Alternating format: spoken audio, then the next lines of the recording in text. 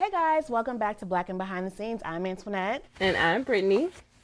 Hey Brittany, what's been going on? How's your week been? The week has been good. We're in the second week of the year.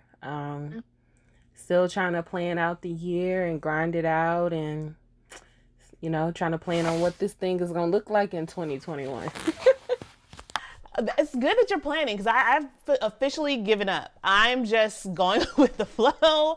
I'm not planning anything. I'm just like, hey, whatever the day brings, I'll take it on. So I'm done trying to plan anything. And sometimes it's like that. I mean, I think in the moments in which we don't plan, we can kind of find ourselves on these paths that are the most exhilarating, the most life changing, when we don't try to have structure or plan everything out to the T from A to Z, right? So hey, I'm for that. Yeah, absolutely. I'm just like, hey, whatever. I'm done planning things. I'm just trying to live for the moment at this point. I feel you. What's going on in the industry this week? All right, so the industry, we have a lot of news coming up, guys. So let's go ahead and get into the industry rundown. So first up, we have Idris Elba. He recently signed, this is according to Variety, he signed his Green Door Pictures and Archery Pictures joined in an joint venture for future projects. So basically, in the article, Idris explains how in order for him to take his production company to the next level, he needs to partner with another, heavy hitting company in the industry. And so picturing with Archery Pictures was his best option to be able to grow his company and take it to the next direction and level up basically for the projects that he wants to produce and put out in the future. So, I'm not surprised by this because with all the streaming different deals that are going on right now in the streaming services, everyone's looking for content, everyone's looking for new, fresh stuff. So pushing out content right now is kind of the thing to do. And having a bigger team makes sense, in my opinion. So this is a smart move for Idris. Yeah, I wasn't even aware that he had his own production company. So I did miss out on his movie on Netflix, Pump It Up Charlie or Good Luck Charlie. I don't know what it was, but I didn't watch it. I know that's from his company, but that's a good look. Yeah, it is. It's great. So hopefully he'll have some dope projects coming out from that also. So it's pretty cool. So kind of on the same notion and topic in a way, Queen and Slim director Melina Matsoukas signed her first look deal with MGM. Along with her, Kevin Hart also signed a first look deal with Netflix, and Tessa Thompson signed her first look deal with HBO and HBO Max. Now, I said, oh wow, I didn't know Tessa Thompson had a company either. Everyone's coming up with their companies doing their thing. And so just to give people a backstory, kind of what a first look deal is. A first look deal is an agreement between a creator and a film studio in which the studio fronts the production costs of the creator and in turn to have a first look or the first right of refusal for the scripts, books, or other properties they want to develop for film and television. If the studio passes on the project, the creator is able to shop them around other places as well. And so I thought it was kind of important for people to understand kind of what a first look deal is. So when we do see these articles, these headlines, like this person has a first look deal or this one has one, what the meaning is that and what it is for the creator behind the scenes and how what that means for their career and their stature in the industry, basically. Yeah, I mean, it basically just adds value to your name. Like, there is a large company backing you who believes in your talent, and that you also not only believes in your talent, but believes that you can bring the money along with the story. So it's a good look to have any first look deal with any company. Absolutely. And what I find interesting also is that I looked specifically in the comments when I saw Kevin Hart's deal came out like on Monday or Tuesday earlier in the week. And I just looked in the comments to see what people's reviews were about Kevin Hart getting his deal. And of course, they're mixed reviews. Some people are for it, some people are not for it. Me personally, all I want to say is that regardless of how I feel about Kevin Hart's content or what he does and, his comedian style, etc., I feel that, well, with Kevin Hart's deal specifically with Netflix, he's able to produce 4 films with them, and he will star in the films and produce them. I wanted to put that out there and say that first. And I'm for this only because, I feel that other people, like white creators, are able to have bad films. They're able to get these 4-10 picture deals with these studios and able to create, great good things and bad things, or just to be able to play, so I feel that it's about time for people of color to have the opportunity within the film space to play and to create and to just have content out there and just figure out what story or what voice you want to have and what vehicle you want to use to do that. So regardless of the feelings of how you feel about Kevin Hart or whatever it is, set that aside and just be appreciative that we finally are able to create in a space or have the opportunities to be able to play. I mean, I agree wholeheartedly. If Adam Sandler can continue to give us shitty Netflix movies, then we can get the same thing from Kevin Hart. I mean, I also would admonish people from automatically thinking that it's going to be bad, whatever you get from Kevin Hart. Now, we'll say this, that stand-up he did was not funny, but just because Kevin Hart is inking the deal does not mean that he is not bringing in a team with him of other talented writers or actors, and so we don't know what we're going to get from him, so let's just wait and see. Yeah, let's wait to critique later. Like, give the man a chance.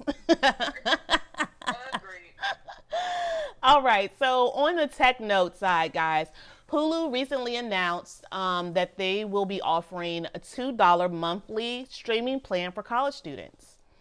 This comes from Variety. They said that starting January 11th, Hulu will be offering college students over the age of 18 their service for $1.99 per month and $2 with ads. Within the offer, students are allowed to access 2 simultaneous streams. Hulu's reasoning for this offer will be to 1, increase subscribers to gain momentum against Disney Plus, of course, and 2, they hope by doing this that college students will continue to use their platforms once they graduate. Hulu is partnered with Sheer ID, a verification platform based in Portland, Oregon. To be able to launch this, the college students must submit their information in a form, and Sheer ID then takes that information to confirm qualifications. If you are a college student and would like to participate in this offer, visit hulu.com/student and sign up today. That's awesome. Yeah, I think that's pretty cool. I mean, as a college student, you're already pitching pennies over there, having to pay for books and pay for tuition. And with college, surpassing the amount of money that it is cost to be in college today, it just keeps rising every year. I mean, the least you could do is give students, discounts on other extracurricular activities or things. So I think that's pretty cool. Yeah, and I'm pretty sure this is also just a play to kind of bring in back that generation of Gen Zers, to bring them back into the fold of watching TV, right? Because they are not cable subscribers. They're mostly getting all their content from TikTok, YouTube. They're not paying for these things, so if you offer it to them for cheap, then you can bring them back into the fold. So I think that's a good idea if you want to bring in that demographic. Absolutely. I think, they know what they're doing. They're just trying to pull in, especially their rival right now with Disney. Everybody's butting heads. I mean, streaming wars have begun now. They're really getting at it with the numbers and really trying to beat each other over the head right now. So may the best device or content win. Whatever platform wins. Yeah. All right, guys, my next story comes from Shadow and Act. It's about Miss Issa Rae. She launched her online masterclass for creators looking to carve their own path. Issa Rae has launched her own masterclass, and within the series, Issa will be sharing inspiring lessons for creatives on how to find your own unique story and carve your own path, breaking down the scenes from her successful web series, The Misadventures of of Awkward Black Girl and Insecure, Rae will be teaching masterclass subscribers how to develop a pilot, create multi-dimensional characters, write dialogue, and how to utilize feedback. She also shares practical advice and exercises to help members shape their creative process, establish a good writing habit, and get started on their writing journey. I think this is excellent. Issa has been the blueprint for the new generation of content creators on how to get started without help from anybody in Hollywood or having a mentor or anything. Like, she kind of grinded it out on her own, and she has been such an inspiration to myself, and I'm sure you as well, Brittany, to show you that you don't need to kind of have that backing from Hollywood to get started and to move your dreams forward now that we have the internet and digital platforms out. So I hope that young people are inspired to take this information and kind of run with it and create things. I know one particular platform that I'm familiar with that reminds me of what Issa's currently doing is Damn Right Originals, which we spoke about on this platform before, but they definitely mirror a lot of the things of starting your own content and, you know, developing your own characters and pushing your own stories out there. I think they're doing an amazing job with that. So I would love to see more content creators similar to them be able to take kind of Issa's blueprint and, you know, run. Issa walked for us, now take it and run, guys. Agreed. I wholeheartedly agree. I don't have anything else to say on that. You dropped the mic. Speaking of, yeah, absolutely. And speaking of dropping the mic, HBO dropped the mic when they announced that season 5 will be the last season of Insecure. Brittany, you have your thoughts on that at all? I mean, I think it's appropriate. I think it's time. We've grown with these characters, and I think they're at this age in which they'll probably, you're never going to figure it out, right? You're going to be 50 and still trying to figure your life and stuff out, right? Have problems. But I think this is a good stopping point if they wrap up some of those storylines to end our journey with these characters. I mean, I'm not mad at it. You want to end on a high note. And I think 5 seasons is pretty good. It doesn't feel like 5 seasons. It's like, because like the first 3 seasons, we were only getting 8 episodes? Right. So then on that note, it almost feels a little too soon because we didn't get a lot of episodes like Veep. Yeah. But I mean, still, that's a good look, and I'm pretty sure she's ready to move on and create other programming and content. So yeah, absolutely, I agree with everything you said. I believe it's time for the series to wrap. All the characters who are actually on the show have grown and they're doing other things.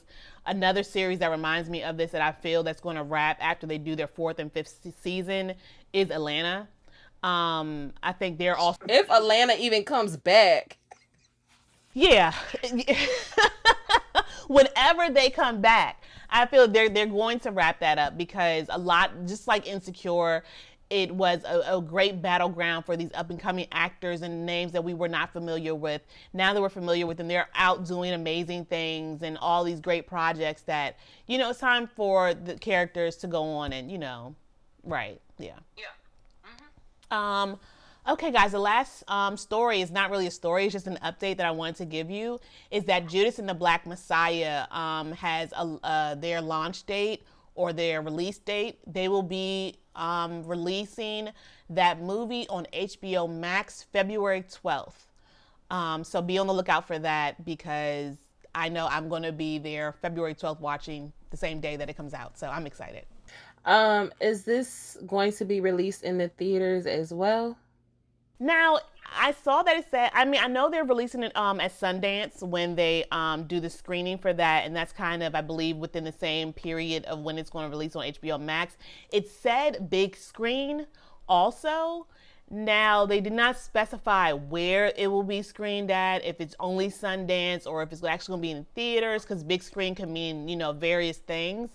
I will keep an eye out for that, and if I do find out that it will be in theaters and what locations, I will, you know, update everyone, but they did not specify.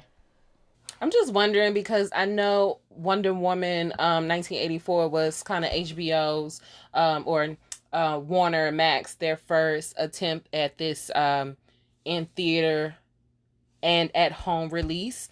And as far as viewership goes, and yeah, just viewership. As far as viewership goes, it did pretty well. I don't know about critical success. I saw it, but I know a lot of people didn't like it.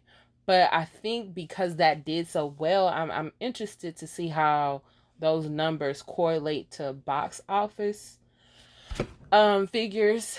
And I'll say this: I think with Judas and the Black Messiah being their second kind of big release in doing this, they're being the guinea pigs, but I also think it's a good thing that this is the second release will be a black film, and then it will also be a black film that's very black and black and controversial, right?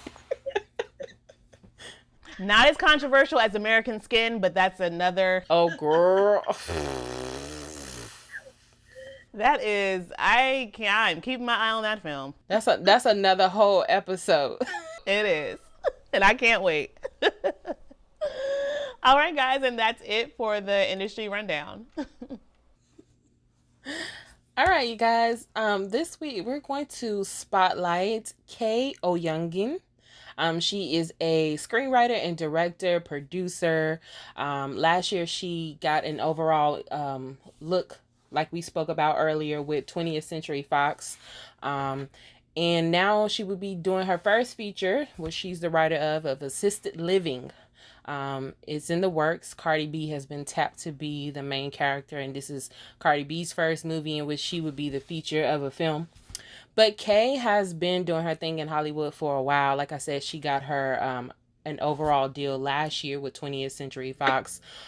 She is a writer and producer on This Is Us. In fact, a lot of the storylines that have to do with particular with Randall, you can accredit that to her.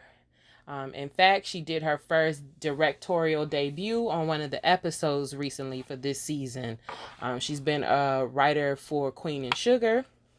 And she's also tapped to be the screenwriter for the adaptation of Children of Blood and Bone, which I can't wait to actually see. And I just want to shout her out because, you know, like I said, she's been doing her thing in Hollywood for a good while now. And to get your first feature is a good thing. So, yeah.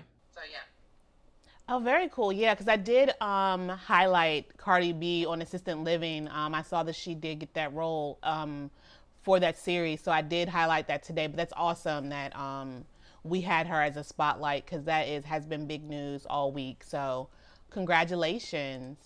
Yep. Fantastic.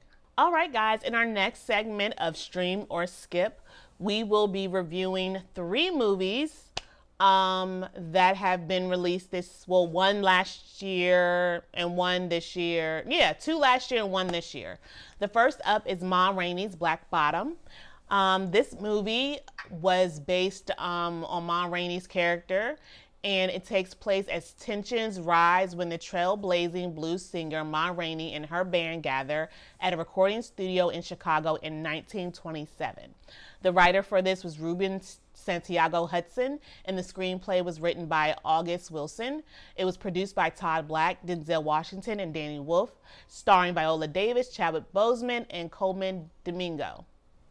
So with that, Brittany, I will turn it over to you and say, what are your thoughts on this film, whether positive or negative?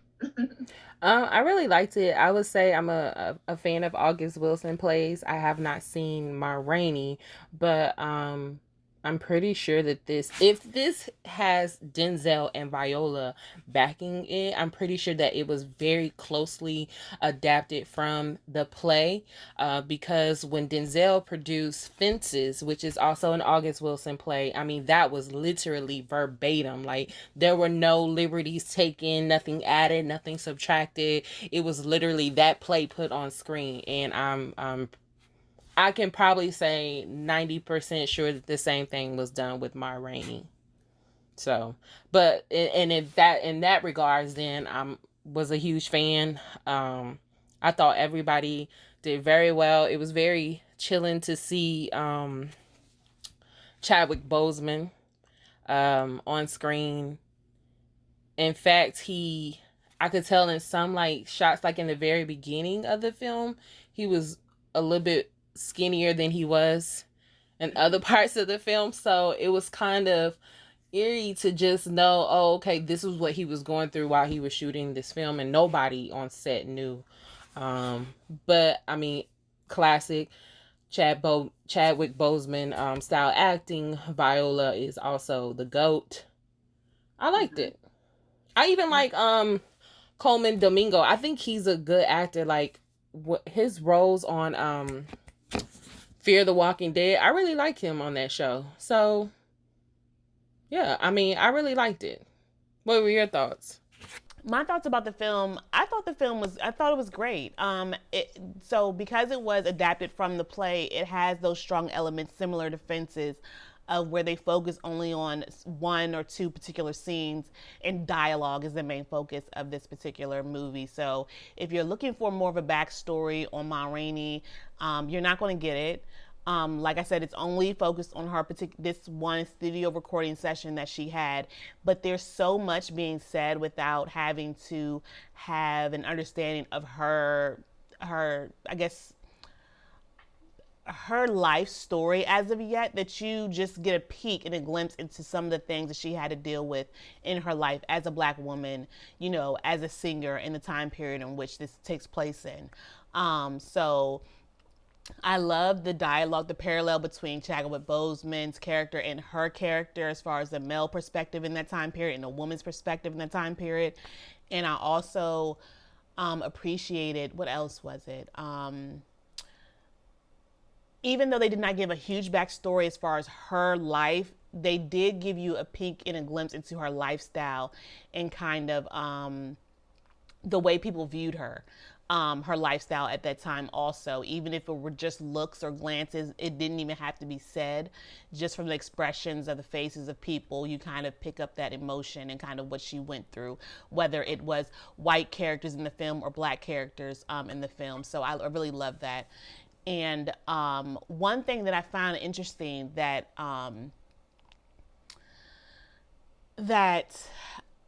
I see when it comes to Black women when they are sexually fluid, whether it is back in the 1920s or era or currently, it seems to me that they're always okay with having that conversation with about Black women and their sexuality, whether they're with women, men, etc. But when it comes to Black men, they never speak of that.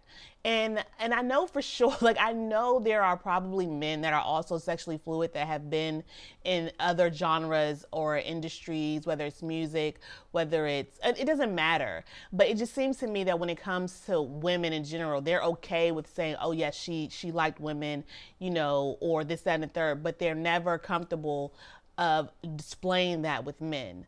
I find that interesting. That's just because, back in the 20s, homosexuality or being fluid on the sexuality spectrum was such a taboo subject and probably not as easily expressed for men of color because of the environment. Not only did you have to deal with the patriarchy and heteronormative ideas, but you also had to deal with racism, right? And so we saw that struggle in Lovecraft Country this summer with Montrose's character, Michael Williams' character, Montrose Freeman, and how, he wanted to be with his lover, but he could not be with his lover. And that is such a major dialogue or internal fight between a Black male and himself, right? And I think August Wilson does a great job, and all of his plays seem to touch on this point of like Black people wanting more for themselves but shrinking because of their environment, but then also having these dominant characters who are like pushing against the norm. So it's always that fight. And I don't really know how to conclude that statement, but but yeah, I mean, that's why I don't think you're gonna see that fluidity unless it's specifically a movie about that type of male back then in that environment. But you're not gonna see like a black gay male in the 20s and then he be open and then he walking down the street and nobody's calling him all types of names and he's not fearful of his life, right? You're not gonna see that, and he's not gonna be as open with that because he knows the dangers of that. Yeah. That's very true. That's true. One other point that I did want to notice is that I completely told, I don't know when it clicked, but the movie Bessie, starring Queen Latifah, Ma Rainey's character was played by Monique in that movie, and she did a fabulous job. So, I mean, I feel that story, Bessie, honestly, I watch Bessie probably once a year. I love that movie so much. Yeah, I really, really love that movie. I think they did a fantastic job with that. And when I was watching Ma Rainey's Black Bottom, I was telling Corey that, oh, this must be the singer who came before Bessie in the genre of music that they were doing. And it didn't dawn on me that was Bessie's mentor, who took her on the road until I started putting the puzzles and pieces together.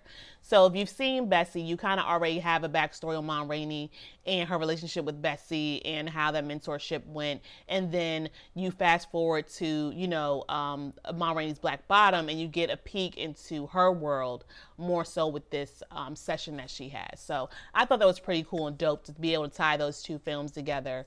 And have that parallel. So yeah, because Ma Rainey is a real person. These other characters are fictional. So yeah.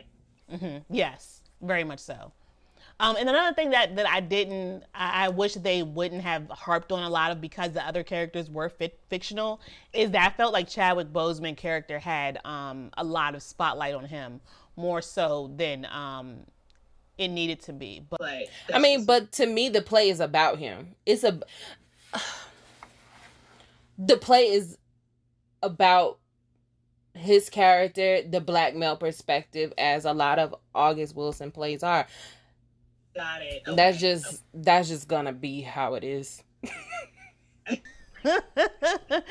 Because I saw that and I was like, oh, well, I wish you would have focused more on her. But now that you gave me that backstory, it makes sense of this is just what it is and how it's going to be. Okay. Yeah, and to be honest with you, I feel like the play and the movie is more about his story, and she is an ancillary character. She is the background. She is the backdrop, just so we can get to know more about this particular character. What was his motivations? What's his mindset? What led him to do what he did at the end, right? It's about him. It's not about Ma Rainey. Although their fight for to be seen, to be heard, to be empowered of themselves and in the world is the same. It's parallel, but the story is more about that character. So do you think the name should have changed? No, I'm not going to say that, because August Wilson is the GOAT in playwright, and so I mean, he had a very specific reason why it was that way. Every one of his plays are set in a different decade. So I knew going into this that it was called Ma Rainey's, but it ain't really about Ma Rainey. Okay, all right, got it. Yeah, because I didn't know what to expect coming into it. I had no expectations, honestly. I just wanted to watch the film. So okay, I get that. So all in all, are we letting people, or what's your opinion for stream or skip? Definitely stream. I mean, anything with August Wilson, you should definitely watch. I mean, that's culture. That's heritage. That's like I said, he's the GOAT. You should definitely engage and know him and know of his work. So yeah, stream. Agreed, stream. Okay, so our next film up is a Disney Pixar film, Soul. It's about a musician who has lost his passion for music and then is transported out of his body and must find his way back with the help of an infant soul learning about herself. The writer for this is Pete Docter, Mike Jones, and Kemp Powers. It was produced by Dana Murray, starring Jamie Foxx, Tina Fey, and Graham Norton. Brittany, what were your thoughts on Soul? I thought it was a cute movie. Maybe cute is not the word. I thought it was a deep movie for children's animation. I'm pretty sure this is not targeted to kids, although it seemed like it was. It was Did you see that other Disney Pixar movie with a girl in about her emotions? Yeah, Inside Out. Yes, that one. So it's very reminiscent of that, but those emotions were like anger, happy, joy. This was something more ethereal, more spiritual, more hard to grasp and to even understand, to the point where I felt like there are some movies or some animations that has jokes or storylines that are more adult in nature, but still like kids can laugh at some of the witty, commentary or characters falling or something like that. I didn't feel like that at all. Like, I just didn't feel like this was a kids movie. And then when I think about it, did they market it as a kids movie, or do we just assume all animation is marketed toward kids? I don't know, but it ain't for the kids, because who has time to explain to children what it means to be in this world? What is life purpose? No. You don't have time to explain it to a 4 or 8-year-old. Oh, I'm so glad you said that, because I feel the same way. When I mean, 10 minutes into this movie, I'm like, oh, this is profoundly deep. Like, this is something like I need to put my thinking cap on. I need to go soul and spiritual searching to figure out my answers to these questions, because I don't even know myself. How am I supposed to explain this to a child? I was baffled by how they really went there with a lot of things. And now I don't want to give anything away, but first let me rewind. When I first heard about this movie, and it was called Soul, and Jamie Foxx was starring in it, I thought that this movie was going to be about maybe the essence of Black people and like pride and like maybe the swag of Black culture. So, and then I saw the trailer. And I'm like, oh no, the Black man, dies in the trailer. Okay, this is about his actual soul itself. Oh, okay. And I just didn't know where they were going with that. So after, watching the film, I just think, I don't think it's meant for children either. It can't possibly, because I wouldn't have my son watch this. I'm sorry. I can't. I was going to ask my friend if her and her children watched it, and kind of, my goddaughter, she's 4, and I just really want to know what she... Girl, what did you take away from this film? What did you like about Soul?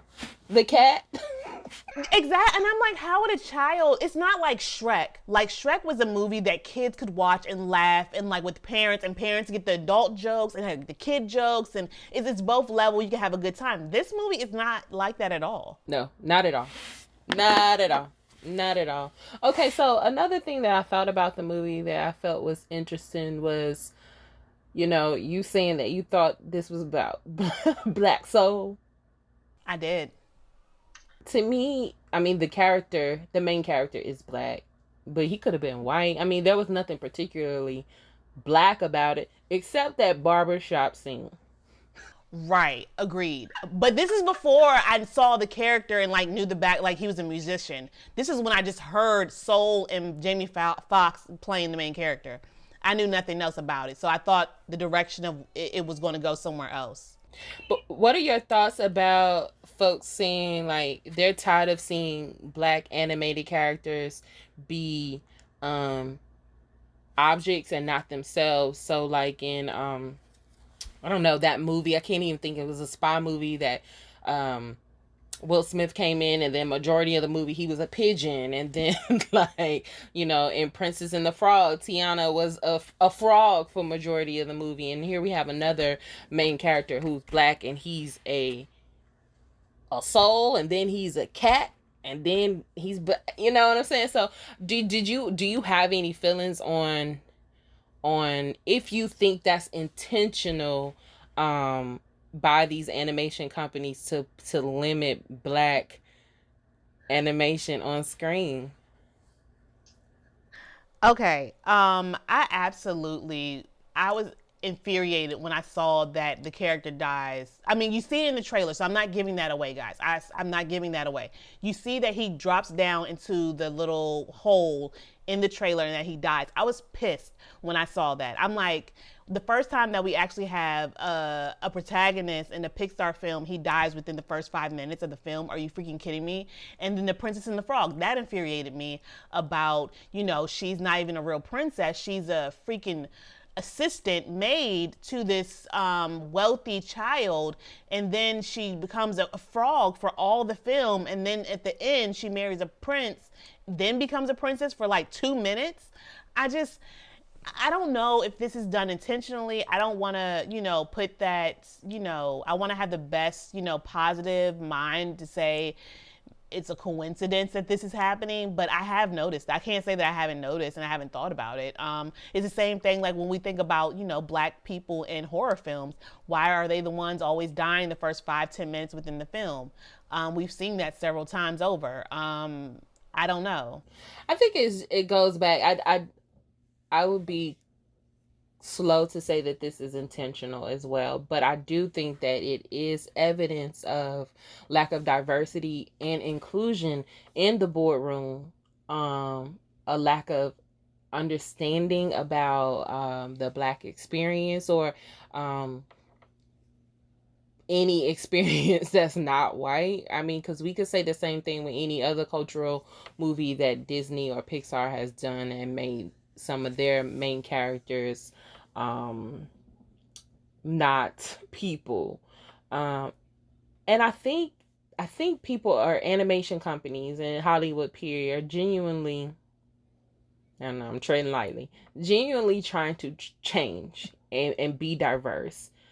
But it's going to take them a while because Hollywood is such an old-fashioned system. Mm-hmm. This is something that has been in works for a long time.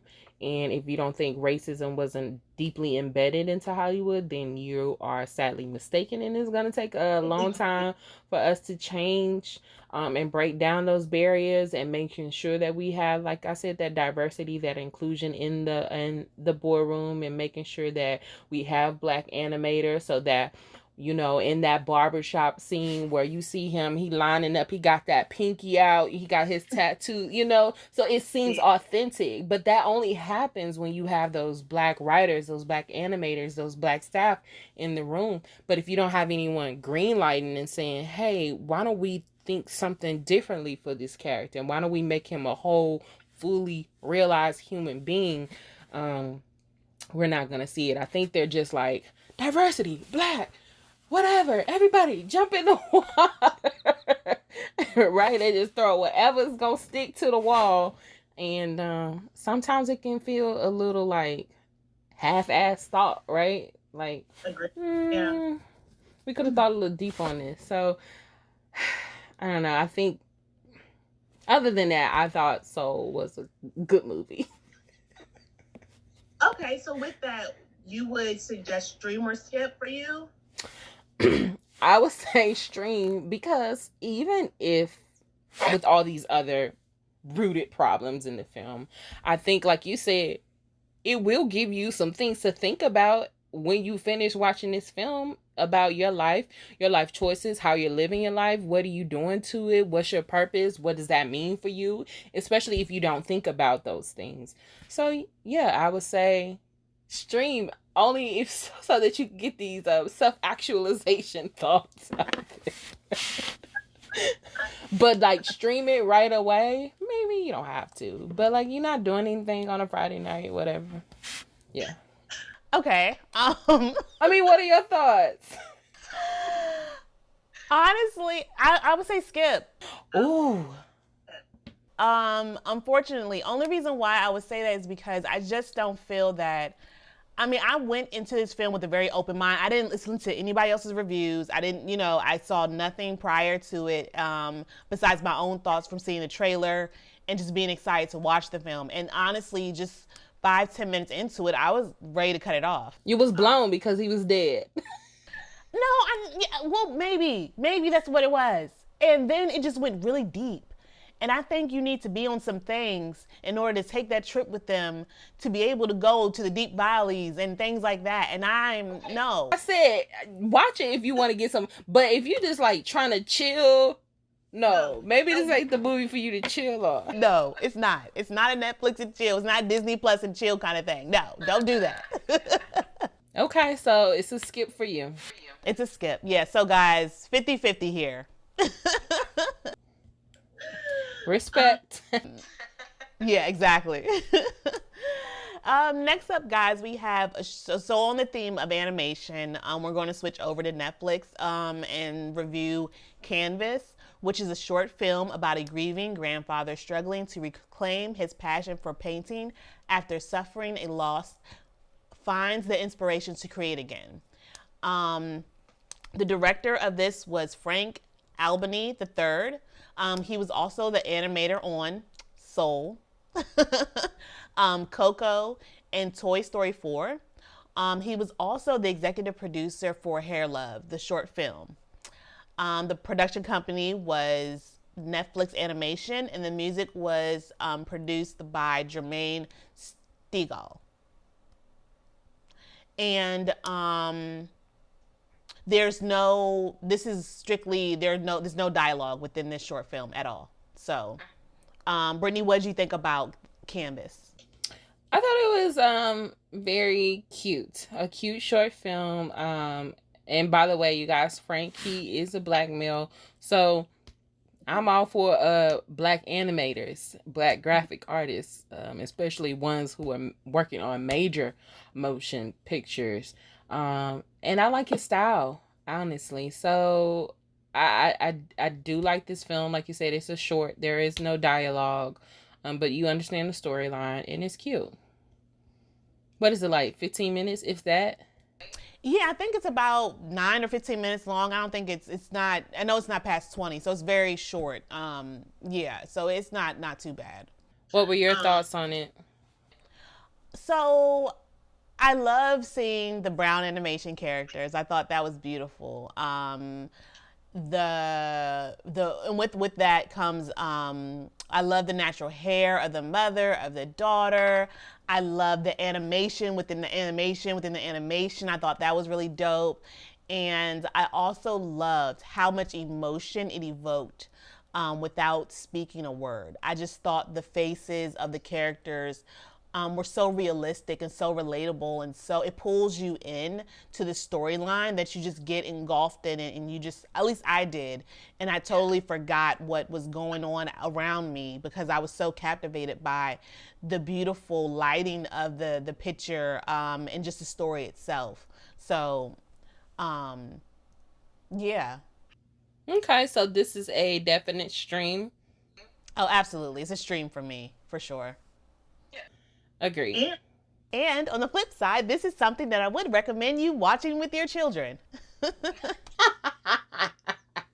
Yes, you can watch this with your kids. Some very treacherous things about life and its purpose and your soul. I mean, well, Canvas was about lost and finding, your passion again, and that's kind of deep. Deep, but in a way where it's like it's you can explain it to children. Like, a loss of a grandparent or an elder, I feel is a little bit easier explained than a guy walking down the street, falling into a hole, turning in. Oh, no, you know what? I'm gonna give the movie away, but I just feel that the elements are a little bit easier to digest. All right, I'm with you on that. All right, guys, so that wraps up Streamer Skip as well as our show for this evening. We appreciate you all joining us for another week of Black and Behind the Scenes. Attention all independent filmmakers, producers, writers, directors, you name it, we are looking for your content. If you are a movie, short film, animation, or all of the above maker, please send us your content to watch, review, and rave about. To submit, please email us at blackandbehindthescenes@gmail.com or reach out and connect with us on IG at blackandbehindthescenes. All right, crew, that's it for this week. If you're watching us on YouTube, please like this video, comment, and subscribe. If you are listening, thank you for tuning in. We appreciate every download and every view. Stay safe and don't forget, sharing is caring. And until next time, I'm Brittany. And I'm Antoinette. Bye. Peace.